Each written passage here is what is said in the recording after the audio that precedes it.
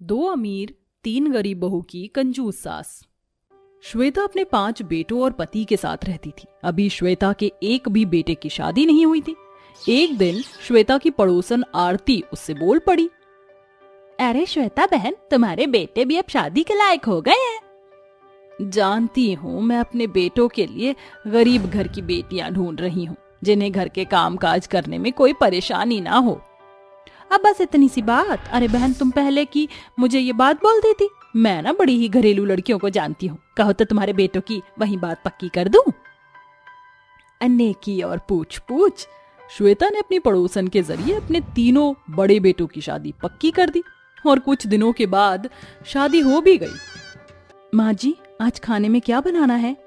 आज तो तू मेरे लिए आलू मटर बना दे। माँ जी, सिर्फ आपके लिए? हाँ, मेरे लिए, वरना क्या पूरे मोहल्ले का खाना बनवाऊं? नहीं माँ जी, मेरा मतलब हम लोग क्या खाएंगे? बस कर, तुम लोग खा लेना चटनी या नमक से रोटी, मुझे परवाह नहीं। वैसे भी दहेज वगैरह तो कुछ तुम लोग लाई नहीं हो, इसीलिए मुफ्त में मालपुए खाने के सपने छोड़ दो। श्वेता बेइंतहा कंजूस थी और तो और वो अपनी गरीब बहुओं को दहेज न लाने की वजह से नापसंद भी करती थी। इसीलिए वो उनके ऊपर अत्याचार भी करती रहती थी। अरे मुझे क्या पता था कि तुम तीनों मेरे घर में फ्री फंड में चली आओगी। अगर मुझे ऐसा पता होता कि तुम्हारे बाप ने 1 तोले सोना भी तुम्हारी शादी में नहीं बचाया है तो मैं कभी तुम्हारी शादी अपने बेटों से ना करती। श्वेता ऐसा बोल ही रही थी कि तभी दरवाजे की घंटी बजी। खड़ी खड़ी मेरा मुंह मत ताको और जाकर देखो कि कौन आया है। सोनम ने जाकर दरवाजा खोला तो वहां पर 2 लड़कियां खड़ी हुई थी। देवर जी, ये कौन है? हेलो जेठानी जी, मैं हूँ आपकी देवरानी तनीषा। नमस्ते। अरे किससे नमस्ते कर रही है? माँ जी, वो। श्वेता दरवाजे तक आई तो वो भी हैरान रह गई। उसके बेटों ने उसे पूरी बात बताई। अच्छा, ये अमीर घराने की लड़कियां मेरे बेटों की पसंद है। बहू आओ, अंदर आओ, तुम्हारा मेरे घर में स्वागत है। अरे खड़े खड़े मेरा मुंह क्या तक रही हो? जल्दी से अपनी देवरानियों का गृह प्रवेश करवाओ।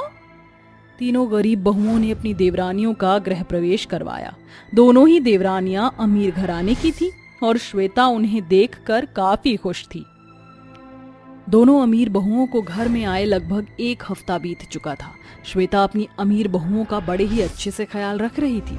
Good morning. राम राम। आज मेरे लिए आपने ताजे फलों का जूस नहीं बनवाया? बेटा, फल बड़े ही महंगे हैं और साथ ही फिर मिक्सी चलने की वजह से बिजली का बिल भी ज्यादा आता है। आज चाय से ही काम चला लो। माँ, आप तो जानती हो मुझे वर्कआउट के बाद ताजे फलों का जूस चाहिए होता है। मैं ऐसे चाय वगैरह का नाश्ता पसंद नहीं करती।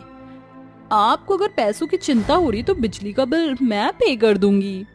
अपनी बहू के मुंह से ऐसे शब्द सुनकर मानो कंजूस सास की ईद, दिवाली सब हो गई हो।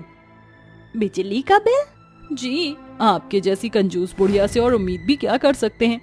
बिजली का बिल मैं देने को तैयार हूँ, अब बस मेरी डाइट को मत बिगड़वाइए। श्वेता की अमीर बहुएं उसे जरा भी इज्जत नहीं देती थी, लेकिन श्वेता अपनी कंजूसी और लालच की वजह से उन्हें अच्छे से पेश आती थी ताकि उसका उल्लू हमेशा सीधा हो सके। इसी तरह से दिन बीत रहे थे। एक दिन, माँ जी, कल पड़ोस में महापूजा है तो हमें उसके लिए कपड़े चाहिए।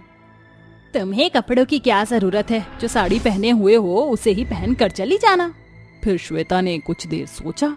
1 मिनट, अगर ये ऐसे भिखारियों की जैसी हालत में जाएगी तो इसमें मेरी बेइज्जती है, और अगर इन्होंने कपड़ों के लिए मेरे बेटों से पैसे ले लिए तो हो सकता है कि वो इन्हें ज्यादा पैसे दे दे। ना बाबा ना, मैं ये हरगिज नहीं होने दूंगी। अरे अरे सुन। जी माँ जी। तुम्हें परेशान होने की जरूरत नहीं है। अब क्या मैं तुम्हारे लिए इतना भी नहीं कर सकती हूँ? तुम सभी के लिए मैं साड़ियाँ ले आऊंगी। ठीक है माँ जी। कंजूस श्वेता ऐसा बोलकर बटुए में थोड़े से पैसे डालकर बाजार पहुंच गई। वहां जाकर उसने अपनी अमीर बहुओं के लिए बड़ी मुश्किल से अपना दिल पक्का करके थोड़ी महंगी साड़ियां खरीद ली और अपनी गरीब बहुओं के लिए ढेर में से सस्ती साड़ियां ले आई। 5 लोगों के कपड़े लेने में भी पूरे 1000 रुपए खर्च हो गए। श्वेता ने घर आकर खुशी खुशी वो साड़ियां अपनी बहुओं को दे दी। आपका बहुत बहुत शुक्रिया माँ, हम लोग कल इन्हें अच्छे से पहनेंगे। अरे बहुओं, तुम भी तो अपनी साड़ियाँ देखो। दोनों अमीर बहुओं ने भी अपनी साड़ियाँ देखी। ये क्या है? कितना बुरा कलर और डिजाइन है। इसका तो कपड़ा भी सस्ता वाला है। ये तुम क्या बोल रही हो? मैं ये साड़ियाँ खास तुम्हारे लिए लाई हूँ और ये तुम्हारी जेठानी की साड़ियों से भी महंगी हैं। महंगी हैं तो आप ही इन्हें पहन लेना सासू माँ, हमें ये बकवास साड़ियाँ नहीं चाहिए। सही कहा। दोनों अमीर बहुएं अपनी सास की लाई हुई साड़ियों को पटक कर चली गई, जबकि उसकी गरीब बहुओं ने बड़े ही प्यार से अपनी सास की लाई हुई साड़ियों को अपनाया था। श्वेता को ये सब कुछ देखकर अजीब लगा और उसे अपनी गरीब बहुओं की अच्छाई भी महसूस हुई, लेकिन उसने उस सब को नजरअंदाज कर दिया। ऐसे ही दिन बीत रहे थे। श्वेता की अमीर बहुएं उसे जरा भी सास वाला सम्मान नहीं देती थी। वो उसे कुछ भी बोल देती थी, जिसकी वजह से एक दिन यही सब सोचते सोचते श्वेता की तबीयत खराब हो गई और उसे हार्ट अटैक आ गया। माँ, माँ, अरे देवरानी जी, देखो तो सही, शायद माँ को दिल का दौरा पड़ा है। जल्दी से डॉक्टर को बुलाओ। 1 मिनट, इतना हड़बड़ा क्यों रही हो? और वैसे भी इनकी अब उम्र हो चली है, हो सकता है कि ये इनका अंतिम दिन हो। बेकार की बातें मत करो। सोनम, जल्दी से तू डॉक्टर को बुला। जी दीदी। तीनों गरीब बहुएं घबरा गईं। कुछ देर बाद डॉक्टर आया और श्वेता का चेकअप करके चला गया। श्वेता को होश तो आ गया था, लेकिन वो अभी बिस्तर पर ही थी। माँ जी, आज तो आपने हद ही कर दी। माँ जी से अभी ये बातें मत करो। हमें मिलकर माँ जी की सेवा करनी चाहिए, ना कि ये सब बातें। हाँ, तुम ही करो सेवा। दोनों अमीर बहुएं ऐसे बोलकर चली गई। तीनों गरीब बहुओं ने अपनी सास की मन लगाकर सेवा की और उसके ठीक होने तक वो हमेशा उसके पास ही रही। जब श्वेता थोड़ी सही हो गई, तब उसे अपनी गलती और अपनी गरीब बहुओं की अहमियत महसूस हुई और उसने उनसे माफी मांगी। मुझे माफ कर दो मेरी बहू। जो मेरा अपना था मैं उसे ठुकराती रही, और जो कभी अपना था ही नहीं हमेशा उसे पाने की कोशिश की। लेकिन अब मैं दोबारा ये गलती नहीं करूंगी। तुम मेरी हमदर्द, मेरी बहुएं हो तो सिर्फ तुम मेरे साथ रहोगी, और तुम दोनों घमंडी खुदगर्ज इंसानों, निकल जाओ मेरे घर से। दोनों अमीर बहुएं अपनी सास की बात सुनकर चौंक गई। माँ जी, हम आपकी अमीर बहुएं? खामोश, तुम मेरी बहुएं नहीं हो, और हाँ, मुझे माँ मत कहना। जाओ अपना सामान बांधो और पहुंचो अपने मायके। मायके का नाम सुनते ही दोनों बहुओं को कुछ समझ नहीं आया और उन्हें अपनी गलती भी महसूस हुई। अरे अगर तुम अपनी सास की अपनी नहीं हो तो तुम्हें मेरे घर में मेरे बेटों के साथ रहने का भी हक नहीं, इसीलिए निकल जाओ। हमें माफ कर दो माँ जी, हम अभी तक बहुत गलत कर रहे थे। हमें अपने किए पर पछतावा है। आप प्लीज हमें घर से मत निकालो। दोनों बहुओं ने माफी मांगी। माँ जी, अगर ये इतना बोल रही हैं तो इन्हें एक मौका दे दो। ठीक है बहू, तू कहती है तो। दोनों अमीर बहुएं अपनी जेठानी का बड़प्पन देखकर हैरान थी। उस दिन के बाद से श्वेता ने कभी अपनी बहुओं के बीच भेदभाव नहीं किया और अमीर और गरीब बहुएं मिलजुल कर खुशी खुशी रहने लगी। मैं छत पर नहीं जाऊंगी माँ, मुझे छत पर जाने से बहुत डर लगता है। वहां पर कभी भी बंदर आ जाते हैं और बंदर जब काटते हैं तो बहुत दर्द होता है।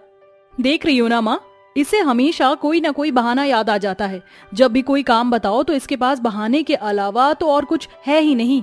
देखा माँ, अब इसका काम करने मैं ही जाऊंगी। वैसे भी हमारे मथुरा में इतने बंदर हैं कि मुझे भी बहुत डर लगता है बंदरों से।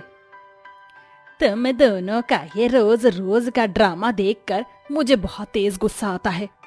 अब मेरे गुस्से को और ना बढ़ाओ, इसलिए चुपचाप जाओ और दोनों जाकर छत से सारे कपड़े उतार कर ले आओ। पता नहीं अगर इनकी शादी हो गई तो ये दोनों क्या करेंगी अपने ससुराल में। सुमित्रा अपनी दोनों बेटियों से परेशान हो गई थी। वहीं कुछ ही दिनों में सुमित्रा के पति उमेश ने अपनी दोनों बेटियों के लिए लड़के ढूंढ लिए थे, जिससे वह अपनी दोनों बेटियों की शादी करवा देता है और उन्हें उनके ससुराल भेज देता है। ससुराल में जाने के बाद शुरू में आराध्या और शनाया को बहुत सी परेशानियां होती हैं। ऊपर से उनके घर के आसपास बंदर बहुत घूमते रहते हैं। अरे आराध्या, मेरी बात सुनो, जरा बाहर जाना। मैंने पापड़ सूखने के लिए रखे हैं, जरा देखो तो सही से सूख रहे हैं या नहीं। नहीं माँ जी, हम वहाँ नहीं जा पाएंगे। बाहर तो बंदर घूम रहे हैं, अगर किसी बंदर ने मुझे काट लिया तो। शनाया आराध्या की बातें सुनकर हंसने लगती है। उसको हंसता हुआ देख माहेश्वरी कहती है, तुम दोनों जब से घर में आई हो तब से ही तुम्हारे ये सारे ड्रामा चलते ही रहते हैं, लेकिन बस अब और नहीं, अब तुम दोनों ही बाहर जाओगी और जाकर पापड़ों को देखोगी। माहेश्वरी के कहने पर उसकी दोनों बहुएं डरते हुए घर से बाहर जाती हैं और पापड़ को उलट पुलट करने लगती हैं ताकि वह धूप में सही से सूख जाए। तभी उनके पास एक बंदर आकर बैठ जाता है। वो दोनों उससे बहुत ज्यादा डर जाती हैं और अपने हाथ में छड़ी लेकर उसे दूर करने लगती। इतने में वो बंदर अचानक से उन दोनों को ही काट लेता है। उसके नुकीले दांतों से आराध्या और शनाया के कमर पर निशान बन जाता है। ऐसा करके वो बंदर वहां से भाग जाता है और वो दोनों रोते चिल्लाते घर में आ जाती हैं। काट लिया, काट लिया, काट लिया, अरे हमें आज बंदर ने काट ही लिया। आओ माँ जी, देखो हमें कितना दर्द हो रहा है, कितना खून निकल रहा है, हमारी मदद करो माँ जी, हमारी मदद करो, हमें बंदर ने काट लिया। जैसे ही उन दोनों की सास उनके पास आती है, वो उन्हें देखकर कहती है, कुछ ज्यादा नहीं काटा है, इतना तो मामूली है, जाओ जाकर दवाई लगा लो, तुम्हें कुछ नहीं होगा।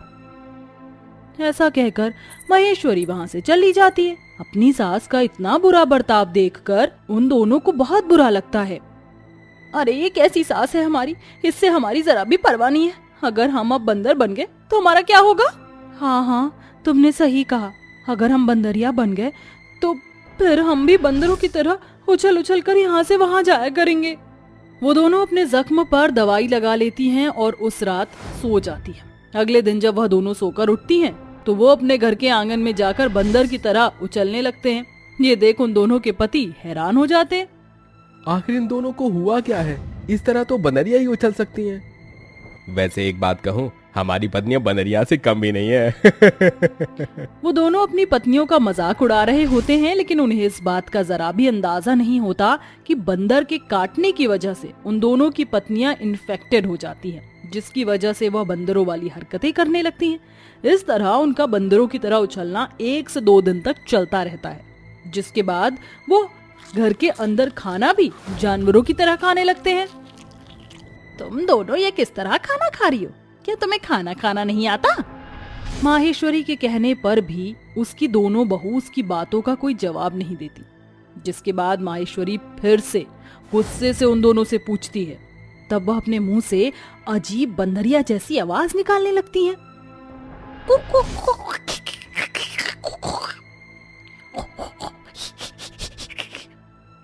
अरे तुम दोनों ये सब क्या कर रही हो? कहीं पागल वागल तो नहीं हो गई? जब से बंदर ने काटा तब से बंदरिया जैसी हरकतें कर रही हो। इन दोनों का तो कुछ नहीं हो सकता। मुझे लगता है इनको कुछ बीमारी हो गई है, हमें इन्हें डॉक्टर के पास लेकर जाना चाहिए। भाई तुमने बिल्कुल सही कहा, जब तक चेक नहीं किया जाएगा तो इनके अंदर की बीमारी का पता नहीं चलेगा। अरे नहीं नहीं, मैं सब जानती हूँ। दरअसल हमारे घर की कुलदेवी बिगड़ गई हैं, वो भी हमारी बहू के ऊपर। ये सब उसी की वजह से हो रहा है। हम इन्हें बाबा के पास लेकर जाते हैं। माहेश्वरी अपनी दोनों बहू को एक बाबा के पास लेकर जाती है, जहाँ वह बाबा उन दोनों को एक घेरे में बिठा देता है और उनके ऊपर मंत्र जाप करने लगता है।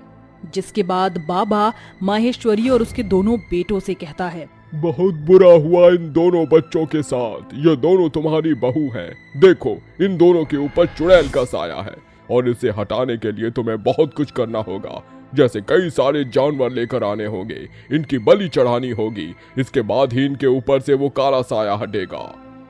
ये सुनते ही माहेश्वरी बहुत ज्यादा डर जाती है और वो सब कुछ करने लगती है जो बाबा उसको कहता है। ऐसे ही कुछ दिन बाद उसकी दोनों बहू के शरीर पर बंदर जैसे बाल निकलने लगते हैं और वह दोनों पूरी बंदर की तरह हरकतें करने लगती हैं। वो दोनों अपनी सास को बहुत ज्यादा परेशान करने लगती हैं, जिसके चलते माहेश्वरी उन दोनों की माँ सुमित्रा को अपने घर पर बुला लेती है और कहती है, हाँ जी, आपने हमें ये डिफेक्टिव पीस कैसे दे दिया? अरे आपकी बेटियों के अंदर पहले से ही इतनी बड़ी कमी है और ये बिना बताए ही आपने मेरे दोनों बेटों की शादी इन दोनों बंदरियों से करवा दी। ये आपने ठीक नहीं किया। अपनी दोनों बेटियों की हालत देखते ही सुमित्रा रोने लगती है और माहेश्वरी से कहती है, ये सब कैसे हुआ? क्या आपने मेरी बेटियों को डॉक्टर को दिखाया? ये आज से पहले कभी नहीं हुआ है। माहेश्वरी के पास डॉक्टर के नाम से कोई भी जवाब नहीं होता। इसके बाद सुमित्रा अपनी दोनों बेटियों को अस्पताल लेकर जाती है, जहां चेकअप करने के बाद डॉक्टर माहेश्वरी और बाकी सबको बताते हैं, देखिए, पेशेंट को रेबीज बीमारी हो गई है। इसमें कि कोई जानवर अगर किसी इंसान को काट लेता है तो उसके दांतों से निकला हुआ पदार्थ उस इंसान के अंदर अपने जीन्स छोड़ देता है, जिसके चलते इंसानों के अंदर भी जानवरों जैसे सिम्टम्स दिखाई पड़ते हैं, जो कि आपकी बहू के अंदर हो रहा है। आपको तो बहुत पहले ही इन्हें यहाँ लेकर आना चाहिए था। खैर कोई नहीं, कुछ समय तक इनका इलाज चलेगा, इसके बाद ये दोनों ठीक हो जाएंगी। ये सुनकर माहेश्वरी हैरान रह जाती है और सबसे कहती है, अरे इन फालतू के डॉक्टर से कुछ नहीं होने वाला। मैं बता रही हूँ, इन दोनों के ऊपर कोई कलश आया है जो इनके ऊपर हावी हो गया है। देखिए आपने पहले ही बहुत कुछ किया है और अब आप बस हमारे ऊपर छोड़ दीजिए। पेशेंट बिल्कुल ठीक हो जाएंगे, लेकिन थोड़ा समय लगेगा। और हाँ, आइंदा फिर कभी अगर ऐसी बीमारी किसी को लगती है तो सीधा डॉक्टर के पास लेकर आना चाहिए, लापरवाही नहीं करनी चाहिए। ऐसा कहकर डॉक्टर वहां से चले जाते हैं। कुछ दिन हॉस्पिटल में इलाज चलने के बाद आराध्या और शनाया पहले की तरह बिल्कुल ठीक हो जाती हैं, जिसके चलते माहेश्वरी का घमंड चूर चूर हो जाता है। अपनी बहू को सही सलामत देख उस दिन के बाद से वह बंदरों से सावधान रहना शुरू कर देती है।